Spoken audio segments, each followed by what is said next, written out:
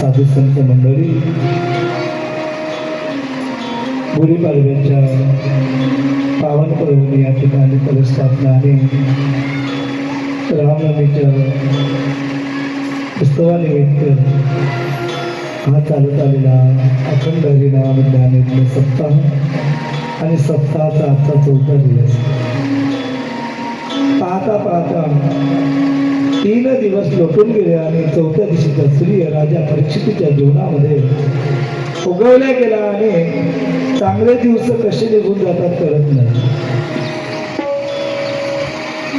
आणि असा एक दिवस घालवण्याकरता कितीतरी अभ्यास करावा लागतो. तेव्हा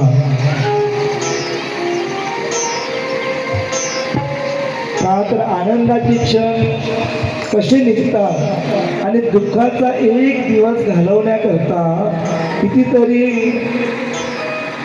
वेदना सहन करून तो दिवस जाता जात नाही. तेव्हा 3 दिवस निघून गेले आणि 4थ्या दिवशीचा सूर्य राजा परीक्षितीच्या जीवनामध्ये उगवला गेला. शुभदेव भगवान राजा परीक्षितीला नानाविध चरित्राचं वर्णन करून सांगायचं. काल या ठिकाणी आपण कलियुगाला महिमा आणि या कलियुगामध्ये सर्वश्रेष्ठ नाम आहे कलजुग केवल हरिगुण गावत नर पापी भवता. परंतु सोपं आहे आणि सुलभ आहे. इथे पैसाही लागत नाही, अडकाय लागत नाही. परंतु जी सुलभ आहे, सोपं आहे आणि सरळ आहे आणि ते मोफत आहे, जे मोफत भेटते त्याची किंमत होत नाही. एखादी व्यक्ती आजारी पडल्यानंतर तो नित्य दवाखान्यात जात असतो. दवाखाना करून थकून जातो. शेवटी डॉक्टरची फी, मेडिकल महिन्याला 1000-1200 रुपये लावतो, थकून जातो. शेवटी घरचे म्हणते आता तू सरकारी दवाखान्यामध्ये जात जा. पेशंट काय म्हणतो, सरकारी दवाखान्यात गेल्यानं बरं होईल का. याने पहिला काय झालं की संभ्रम झाला मनामध्ये की याच्याने माझा आजार कमी होईल का. अनेक प्रायव्हेट दवाखाने केले, पैशावाले डॉक्टरकडे दाखवून थकून गेलो. आता हे तर मोफत मिळते, खरंच इथे कमी होईल का. याने पहिल्यांदा विश्वास राहत नाही. ज्या गोष्टीवर विश्वास नाही तिथे असफलता आहे. विश्वासम फलदायक. एखाद्या ठिकाणी श्रद्धा नसेल, एखाद्या ठिकाणी भावना नसेल, खरं तिथे गेल्याने असं होईल का. तुम्ही जाऊन आल्यावर असाध्यच आहे. त्याने मनात जर भाव नसेल तर फायदा काही होणार करिता. आणि जिथे काही मोफत मिळेल त्याची किंमत कळत नाही. भगवंताने पहा एवढ्या सुंदर रचना केली या शरीराची. 2 हात दिले, 2 पाय दिले, 2 डोळे दिले, 2 काने. हे बेटा कष्ट करण्याकरता हात दिले, पाहण्याकरता डोळे दिले, चालण्याकरता पाय दिले, बोलण्याकरता तोंड दिलं, भगवंताचं नामस्मरण करण्याकरता तोंड दिलं, वाणी दिली. पण ज्याला आहे ना त्याला महत्व नाही आहे.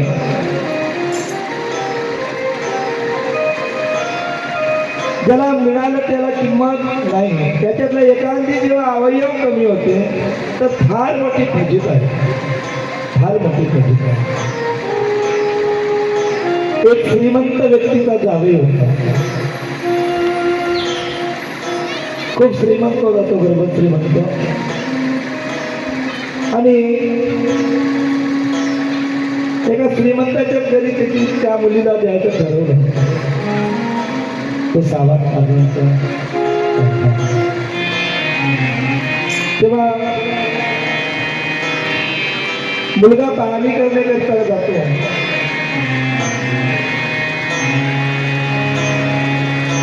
आता मोठ्यासोबत सैरी झाल्यानंतर फक्त श्रीमंती पाहिली, पैसा का पाहिलं, मान सत्ता पाहिली. परंतु याच्या अंगी एक अवगुण होता, तो काही सांगितला नाही चंदावर काका. तो म्हणजे याला रातांधळेपणा होता. याला बरोबर काही दिवसाही दिसत नाही, रात्री तर काही स्वरूपी दिसत नाही. लग्न झाल्यानंतर आता म्हणत लग्न पार पडलं. लग्न झाल्यानंतर इकडली पूजा पाठ झालं, सर्व झालं. पहिला सण आला आषाढीचा. याची पत्नी असणारी पहिल्या सणाला जातात. प्रत्येक स्त्री, प्रत्येक मुलगी माहेरला जाते. हे माहेरी गेली आणि माहेरी गेल्यानंतर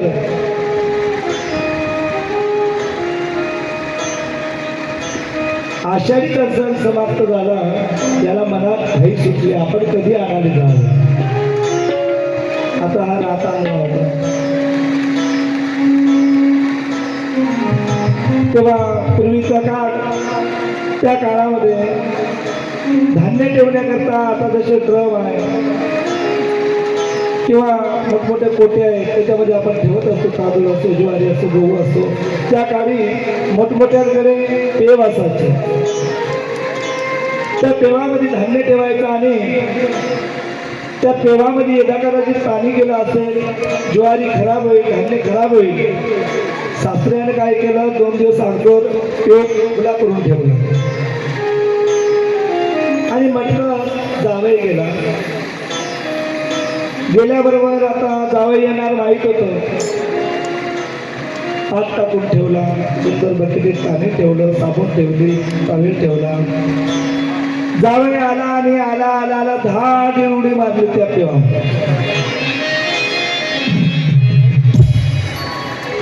सासू सासरे घरातून पाहत होते.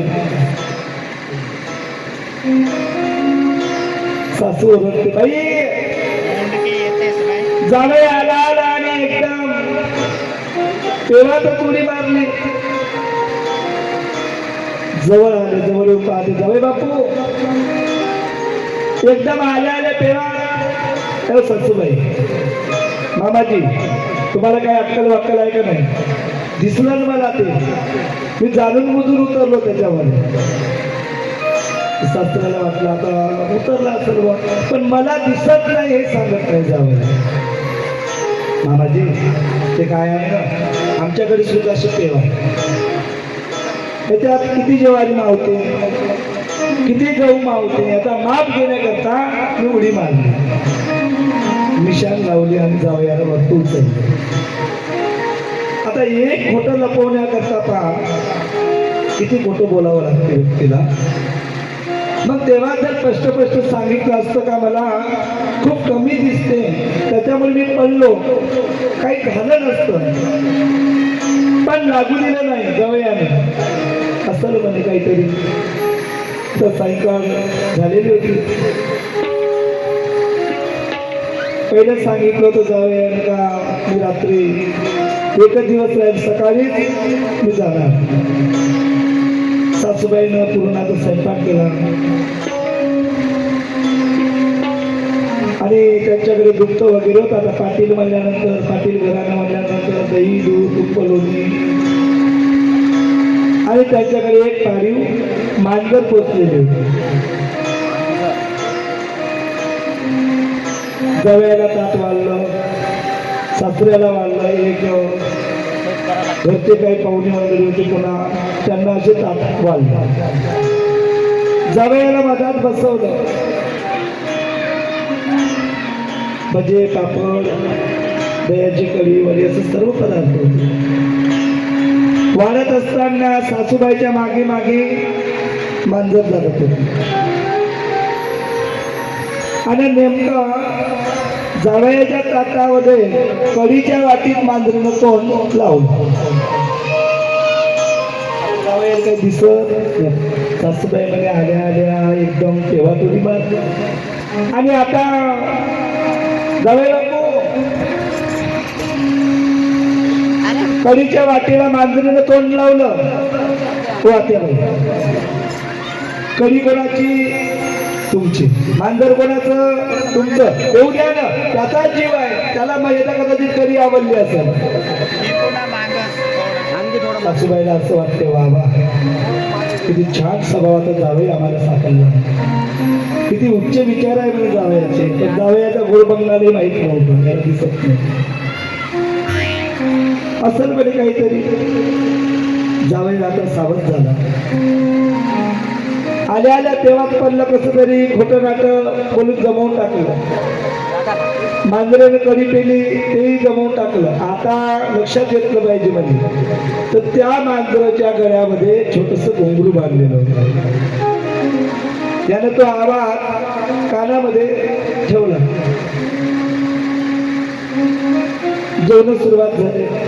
पुन्हा ती सासूबाई आली. वारण करत आलं. तिच्या पायाने बांधलेले होते चार. आवाज आला त्या चाळीचा. पेंडीचा आवाज आल्याबरोबर जावयाला वाटलं का निश्चित मांजर आली आणि काही तोंड लावली. हा दिशा करून गालपट्टीमध्ये हाणलं. जसं आणलं तसं जावयाचा हात झाला सासूबाईने. जावई बापू हे तुमच्या घरी जमते असलं नाटक. आता भाई ते काय ना, तुम्ही मगा म्हटलं ना म्हणे आल्या आल्या मी तेव्हा तुरी मारली, तेव्हाचाच मला राग होता. आणि त्याच्यातही पुन्हा मांजरेनं कडी केली तेव्हा तर खूपच राग आला तुमचा, म्हणून मारलं. काही असं वाटू देऊ नका. बरं बरं जाऊ बाबा, काही हरकत नाही, तुमचा अधिकार आहे. समजून घ्या. आता जेवण झालं, जेवण झाल्यानंतर याला जासाठी बेडरूम मध्ये आयडिया लागली. अगं म्हणजे कसं आज जास्त जेवण झालं तसं धरून जर तर फार चांगलं होईल. पत्नीला वाटलं पोटभर जेवला असेल, हात लावून हात धरून नेऊ आपण ते नेला. आणि अदाण्या बदाण्या रात्री याला लागली.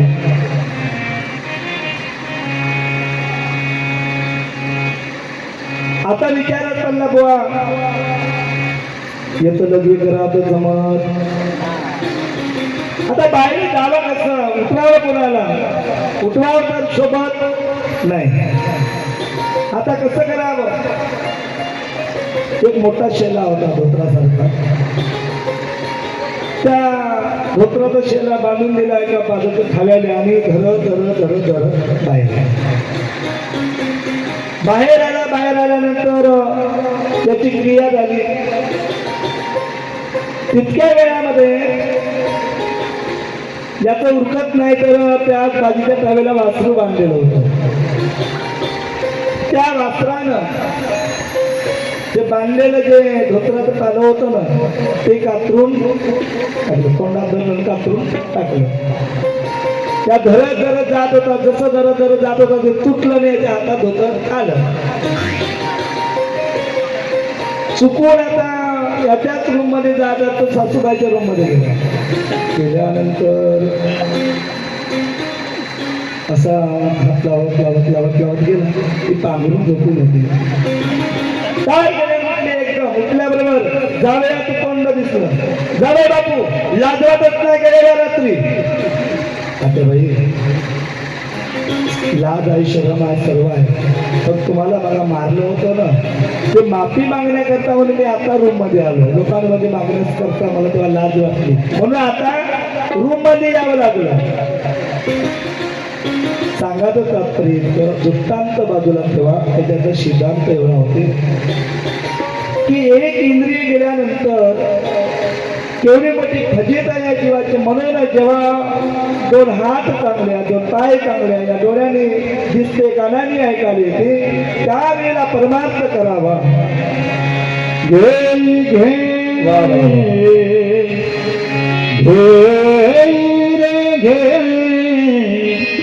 माझे वाचे, घे माझे